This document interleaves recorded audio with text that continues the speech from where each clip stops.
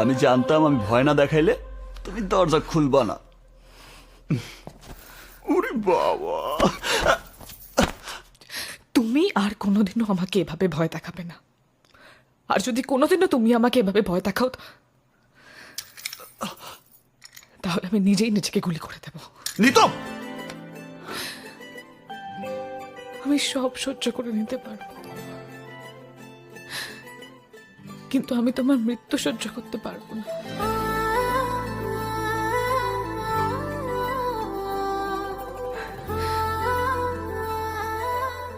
আমার বাঁচা মরা